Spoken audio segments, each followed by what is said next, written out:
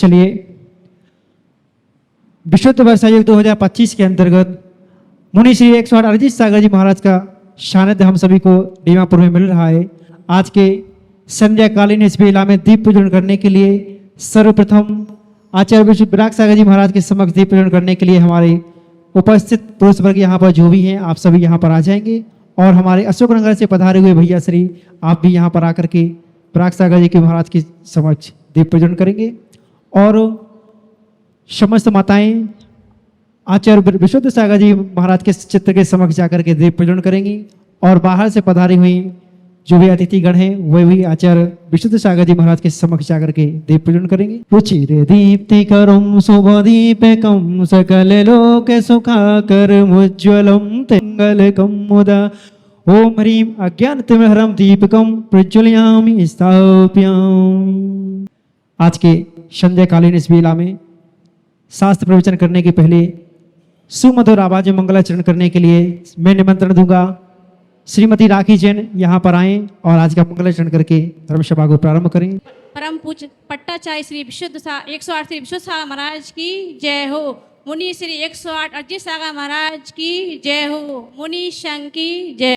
जब बिन मोले मिलता तो बोल के क्या मांगू, जब बिन बोले मिलता तो बोल के क्या मांगू।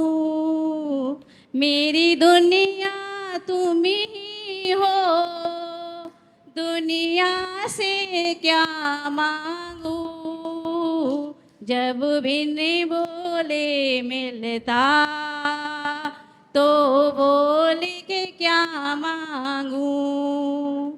धन दौलत क्या मांगू, मुस्कान ही दी तुमने, हमें गुरु भक्ति की ये पहचान ही दी तुमने।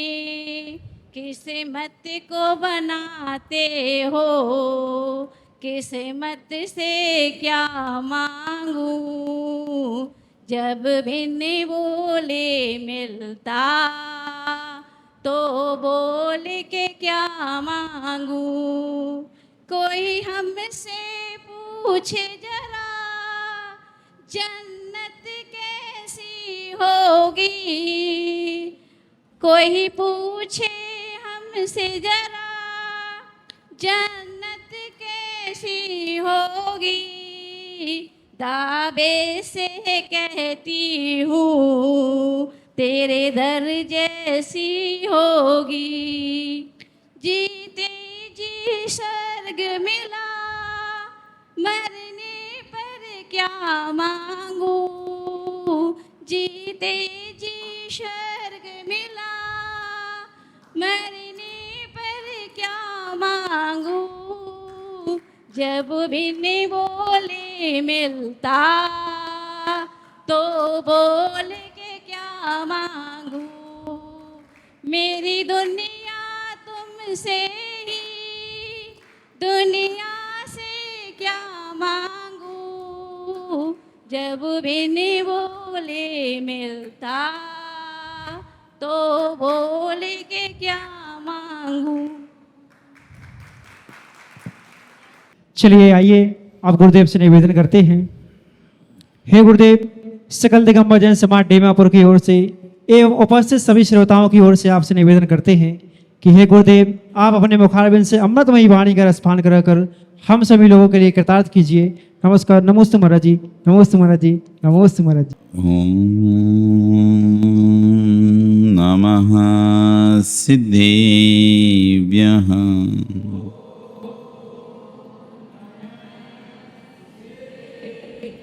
ओम नमः सिद्धेभ्यः।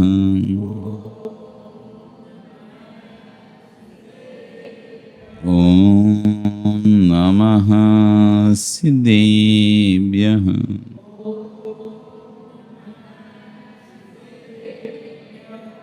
तिर्यणे खग्गणाय रुतारे मोय सिर सिरेणि बिहु आयरी राओ पसियो परवादीण्यो भवे जी लोई नमो अरिहंताणं नमो सिद्धाणं नमो आयरियाणं नमो वज्रायाणं नमो लोई सव्यसा। बोले अनंत अनंत से परमेष्टि भगवान की, आदि ब्रह्म आदिनाथ भगवान की, वर्तमान शासन महावीर भगवान की, आचार्य श्री कुलभद्र स्वामी महाराज की, आचार्य गुरु विश्व सागर जी महाराज की, अहिंसा में विश्व धर्म की। चवले मुनि श्री 108 अरिजीत सागर जी महामुनि राज की, समस्त मुनि संघ की जयकारा गुरुदेव का। भवबंधु, वर्तमान शासन न्यायिक वर्धमान स्वामी के शासन में तीर्थंकर प्रभु की चरण निश्राम में बैठकर हम सभी जिन देशना का श्रवण कर रहे हैं। आचार्यगण जहाँ अंतरंग के विकल्पों की चर्चा कर रहे हैं, वहीं आचार्य विश्व सागर जी महाराज आज अपनी देशनाम कह रहे हैं कि संसार में ऐसा कौन सा महापुरुष है। 169 महापुरुषों को छोड़ दो, उनकी चर्चा नहीं कर रहे। संसार में ऐसा कौन सा महापुरुष होगा जो आपकी विभूति को देखकर मुस्कुराएगा इस पंचम काल में। इस पंचम काल में, वर्तमान काल में ऐसा कौन सा, ग्रस्तों में कौन सा ऐसा व्यक्ति है जो आपकी विभूति को देख के मुस्कुराए। आपके घर में पैसा बढ़ने पर उसको प्रशंसा हो। कोई ऐसा जीव दिखता है क्या कि दूसरे घर में पैसा बढ़े तो उसे खुशी हो? कोई ऐसा महापुरुष तुमने मिला, तुम्हें ऐसा कोई, इस जीव को सब, इनके घर में पैसा बढ़ता है तो इसको खुशी होती है, दूसरे घर में पैसा बढ़े तो उसे खुशी हो, अपने घर में जाए उसका करनी है, दूसरे बढ़े तो खुशी हो उसे। ऐसा कोई देखा? एक बार एक व्यक्ति भगवान की आराधना करता है, वो चाहता है कि मैं पड़ोसी से ज़्यादा अमीर हो जाऊं। क्या चाहता था वो? पड़ोसी से ज़्यादा पैसा मेरे पास आ जाए। और इस चाह में उसने तपस्या करना प्रारंभ की, और बहुत वर्षों की तपस्या करने के बाद एक समय आई गया ऐसा जब भगवान उस पर प्रसन्न हो गए। और भगवान प्रसन्न हो गए और प्रकट हुए। अभी तो कहानी है, कहानी में तो सब हो जाता है। प्रकट भी हो गए भगवान। भगवान प्रकट हुए और प्रकट होकर उस व्यक्ति को बोलते हैं, मैं तुम्हारी तपस्या से प्रसन्न हूं, मांगो क्या चाहिए। उदार लोग तो उदार लोग ही होते हैं, जो चाहिए वो लेना, जितना चाहिए उतना ले लो।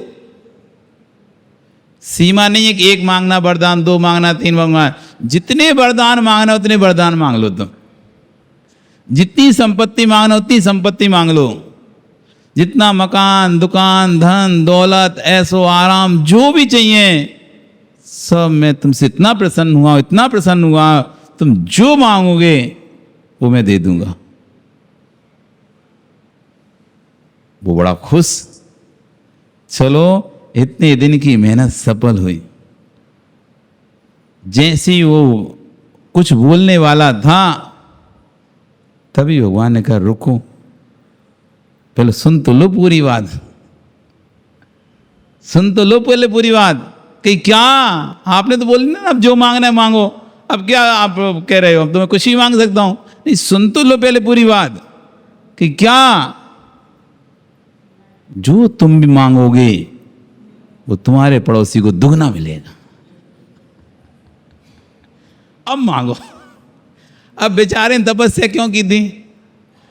पड़ोसी से ज्यादा पैसे के लिए तो की थी, पड़ोसी से ज्यादा ऐसो आराम सामग्री भोग सारी मिल जाए, इसलिए तो की थी। अब यहाँ तो उल्टा होगा, इस पास तो पहले से ही जाता था, अब मैं जो मांगूंगा उसको तो डबल मिल जाएगा। घर बैठे मेहनत करी मैंने, तपस्या करी मैंने, भूखा रहा मैं, वो पड़ोसी को मिल रहा है डबल, वो भी बराबर से ही मिलता तो भी ठीक था।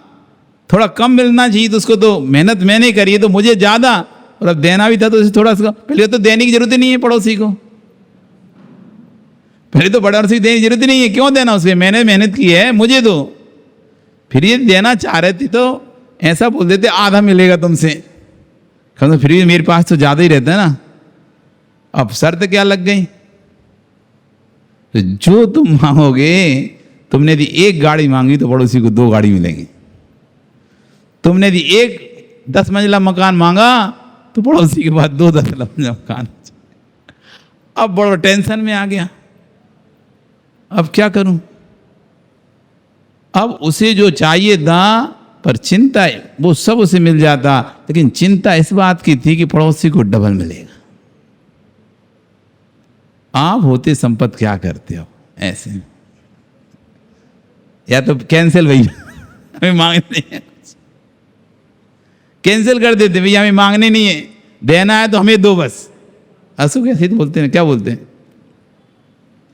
देना है तो मुझे दो, पड़ोसी को क्यों देना, या तो फिर कैंसिल, नहीं हमें भी नहीं चाहिए, हटाओ। अब बात यहां आ गई ना, पड़ोसी को डबल मिलेगा। अब भगवान ने कहा एक काम करो भाई तुम, अब क्या बोले उस समय, उन्होंने कहा एक दिन में सोचने के लिए दे रहा तुमको, सोच लो, अच्छे से सोच लो, तुम्हें क्या चाहिए सोच लो, और फिर मैं कल आता हूं और मुझे सोचकर बता देना। भगवान अंतर ध्यान हो गए। अब बेचारा सोच रहा, टेंशन में आ गया, हम क्या मांगो, जो मांगता हूं, मैंने कितने सपने सोचे थे, क्या क्या सोचा था, जब भगवान प्रसन्न होंगे तो ये लूंगा ये लूंगा ये लूंगा, सोने की चेनों से भर जाऊंगा, गले से सब मोटी मोटी चेनें पहनूंगा, मोटे मोटे हाथ में ब्रेसलेट पहनूंगा, सबको दिखाऊंगा देखो मेरे पास कितना सारा सोना है। अब समस्या है कि मैं दिखाऊंगा मुझसे ज्यादा तो उसके पास दिख जाएगा। अब क्या करें भाई, आप लोग क्या करती माता, अच्छा आपके सामने दिए ऐसा आ जाए मौका, आपको कोई कहते जो सोने की दुकान पे जाओ और उस आपसे बोले तुम्हें जो चाहिए वो ले लो, पर पड़ोसी को हम डबल मिलेगा। अब आप क्या करोगे, क्या खरीदोगे, हैं? कुछ नहीं खरीदोगे, क्या करोगे, क्या चाहोगे। अब वरदान तो मांगना पड़ेगा, उसको तो पड़ोसी से वैसे ही ईर्ष्या थी, जलन थी, और जिससे अपन को ईर्ष्या जलन हो उसकी तो और उन्नति नहीं देख सकता व्यक्ति। जिससे ईर्ष्या जलन ना हो फिर भी उसको तो एक वैसे छोड़े, आपने क्या करना, जाने दो। और जिससे जिसको ईर्ष्या जलन है, जिससे हमको ईर्ष्या है जलन है, उसकी उन्नति तो आंखें नहीं देख सकती। आंख से जले नहीं जले पर उसकी उन्नति से जरूर जल जाएंगे। आंख से शरीर जले नहीं जले फिर भी बच जाए, लेकिन जिससे हमें ईर्ष्या है, द्वेष है, दाय है, उसको हम आगे बढ़ते कभी भी नहीं देख सकते। कोई कितना ही कि हमें कोई मतलब नहीं, हमें कोई मतलब नहीं, हमें कोई मतलब नहीं, पर नहीं, जिसके प्रति हमारे भाव अच्छे नहीं होते, हमारे अंदर उसके प्रति आगे बढ़ते हुए देखकर अच्छे परिणाम नहीं होते। ये मानव प्रकृति है, सामान्य प्रकृति है, मनुष्य की प्रकृति है कि जिसको वो पसंद नहीं करता उसको आगे भी नहीं रखना चाहता। जिसको पसंद नहीं करता उसको वो आगे भी नहीं रखना चाहता, पीछे ही रखना चाहता। जिसको जो पसंद नहीं करता उसको आगे नहीं बढ़ने देना चाहता। वो रात भर चिंतन करता है, रात भर चिंतन करने के बाद सुबह जब वापस भगवान प्रकट होते हैं, पूछते भाई सोच लिया क्या, कहे जी सोच लिया। क्या चाहिए तुमको, उसे तो पता ही था जो मैं चाहूँगा वो पड़ोसी को डबल मिलेगा। आप मेरे घर के द्वारे पर एक कुआं खोद दो। ठीक है भैया, खोद दे रहे, खोद गया कुआं। आप एक काम करो, मेरी एक आंख फोड़ दो। पहले सपने क्या थे? संपत्तियों के थे, ऐसो आराम के थे, बिल्डिंग खरीदने के थे। लेकिन देसी अब पता चला कि पड़ोसी को डबल मिला तो सपना बदल गया, इच्छा बदल गई। क्या सोचा था वो कि मैं एक कुआं खुदवाऊंगा तो पड़ोसी के सामने 2 कुआं खुद जाएंगे, और मैं एक आंख फुड़वाऊंगा तो पड़ोसी की दोनों फूट जाएंगी। मैं तो फिर भी एक आंख से बच के निकल लूंगा, लेकिन पड़ोसी कहाँ जाएगा? वो तो जाके सीधा कुआं में गिरेगा, मरेगा साला। तो भैया एक आंख फूट गई इनकी, और एक आंख जब फूटी तो घर बाहर जाके देखता है तो सही में कुआं खुदा था घर के आंगन में, मतलब गेट के द्वारे पर। वो जैसे तैसे वहाँ से निकला और पड़ोसी का आंगन देखता है तो ना तो वहाँ पे कुआं दिखा उसे, और पड़ोसी तो मस्त आराम से बैठा हुआ अपने उस पे चबूतरे पे, ना उसकी आंखें फूटी। उसको तो बड़ा आश्चर्य हुआ, दौड़ के अंदर गया। जैसी ये क्या हुआ भगवान, आपने तो बोला था जो मैं चाहूंगा वो पड़ोसी को डबल मिलेगा, पर उसके यहाँ तो कोई कुआं भी नहीं खोदा, उसकी तो आंख भी नहीं फूटी। अरे भैया, मैं अच्छे में डबल दे रहा था, बुरे में नहीं दे रहा था। बुरे में तो तुमको ही मिलेगा, बुरे में तुम्हारा ही हिस्सा था, मैं तो अच्छे में उसको डबल देने का बोला था। वो अपना सिर फोड़ रहा है। आश्चर्य कह रहे हैं ये पंचम काल है, ऐसा कोई भूला जीव नहीं है जो तुम्हारी विभूति संपन्नता उत्कर्ष को देखकर प्रसन्न हो जाए। वह तो तुमको डुबाने की बात ही सोचेगा, नीचे गिराने की बात ही सोचेगा, वह तो तुम्हें चिंता में डालने की बात ही सोचेगा। आश्चर्य वन का एक बहुत अच्छा उपकार है हम सभी पर, या आज की जैन समाज पर। कैसे इतनी सरल भाषा में ग्रंथ लिखते हैं, जब इनके ग्रंथ पढ़ते ना अंदर में शांति आती है, कहाँ टेंशन में डूबे। आचार्य भवन के जब भी कम से कम 100-125 ग्रंथ अभी तक छप चुके हैं सब प्रकार के। इन सब प्रकार के ग्रंथों में इतनी मार्मिक भाषा में जब वो प्रवचन करते हैं तो साधु का और श्रावक का दोनों का स्थितिकरण कर देते हैं। श्रावक का भी स्थितिकरण करते हैं, कहते कुछ नहीं है पर कह सब कुछ देते हैं। कहते कुछ नहीं है और कह सब कुछ देते हैं। और पूरा आपका, आप जब इन ग्रंथों को बड़ी गहराई से पढ़ेंगे, शांति से बैठ के पढ़ेंगे, तो आपका स्वतः ही स्थितिकरण हो जाए, किसी को बोलने की जरूरत नहीं है। अब आचार्य कह रहे हैं वह तो दुनिया तो तुम्हें डुबाने की बात ही सोचेगा, वह तो तुम्हें चिंता में डालने की बात ही सोचेगा। चिंता देना उसका काम है, लेकिन लेना नहीं लेना ये तुम्हारा काम है। सामने वाला आपको टेंशन देगा, चिंताएं देगा, दुख दे सकता है, लेकिन लेना नहीं लेना ये अपना कार्य है। हम चाहें तो लें और हम चाहें तो नहीं लें। क्षमासार महाराज हुए, आपने कभी उनको देखा हो या उनका प्रवचन सुना हो।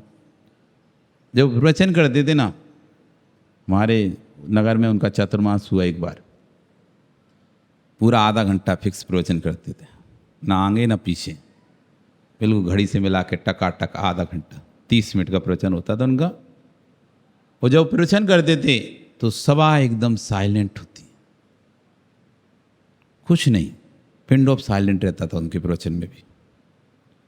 उनका जो प्रवचन था, उनकी आवाज में कसक थी, कसक, ऐसी कसक थी कि अंदर तक झकझोर देते थे वो। जिसका जो गुण है उसकी प्रशंसा करना चाहिए हमेशा। जिसमें जो गुण हो उस गुण की प्रशंसा करना चाहिए, ये नहीं देखना चाहिए कि मेरा है कि किसी और का है। उनके अंदर वो कला थी, वो कला थी, यदि आज वो होते दुनिया पागल हो जाती उनके पीछे। एक रजनीश नाम का व्यक्ति हुआ, रजनीश नाम का, ओशो नाम का व्यक्ति हुआ, उसकी आवाज में एक कसक थी, कसक। ऐसी कसक थी, पूरा अमेरिका उसकी आवाज़ में पागल हो गया था। आधे से ज़्यादा अमेरिका का वो मालिक बन गया था। तब वहाँ के राष्ट्रपति को डर लग गया। पॉइजन, स्लो पॉइजन दे के, जहर दे के उसको मारा गया। जैन था वो, रजनीश, जबलपुर का था, जबलपुर का जैन था। हालांकि उसकी दिशा जैन धर्म के प्रति रुचि नहीं थी, बौद्ध धर्म के प्रति उसकी रुचि अधिक थी, लेकिन जैन था। पर आवाज़ की चर्चा करें, उसकी आवाज़ में वो कसक थी, लोग अपने आप खींचे चले आते थे, खींचे चले आते थे।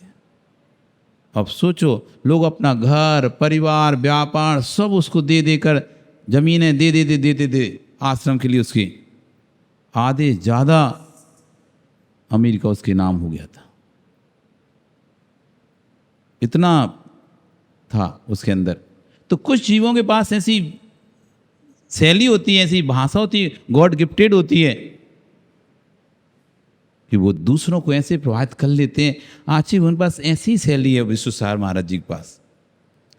एक बार जो उनका प्रवचन सुन ले, खिंचा चलाता है, खिंचा चलाता है।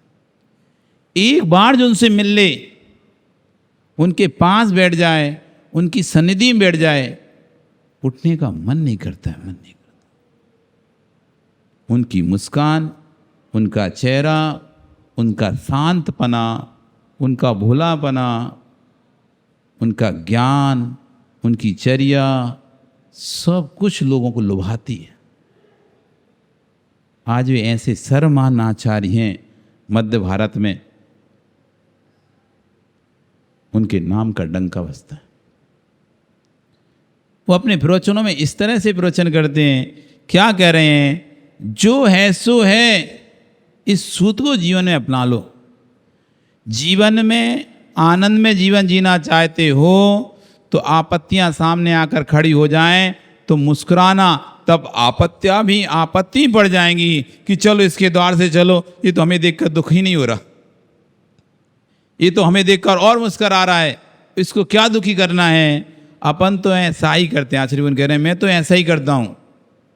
जगत के कितने शब्द सुनाई पड़े, कितना कुछ सुनाई पड़े, जो है सो है, जो आनंद में जीवन जीता है। दीपावली तो वर्ष में एक बार आती है, उस व्यक्ति के तो क्षण क्षण में दीपावली होती है, क्योंकि उसको कभी चिंता ही नहीं सताती।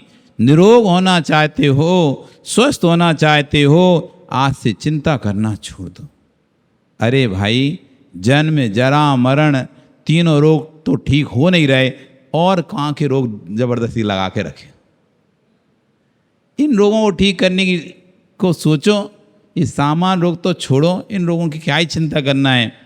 स्वाध्याय करो, योगियों के साथ रहो, तीर्थ वंदना करो, तनाव से मुक्त हो जाओगे, टेंशन से रहित हो जाओगे। कभी नींद की गोलियां नहीं खाना पड़ेगी, कभी डिप्रेशन की गोलियां नहीं खाना पड़ेगी। जो योगियों के साथ रहता है, साधुओं के साथ रहता है, स्वाध्याय करता है, तीर्थ वंदना करता रहता है, ऐसा व्यक्ति सदैव तनाव से मुक्त रहेगा और उससे कभी भी नींद की या डिप्रेशन की गोली नहीं खानी। यदि नींद नहीं आती कोई बात नहीं, बहुत अच्छा है, आप प्रवचन सुनते रहो। अपने आप सुनते सुनते थोड़ी देर बाद नींद आ जाएगी।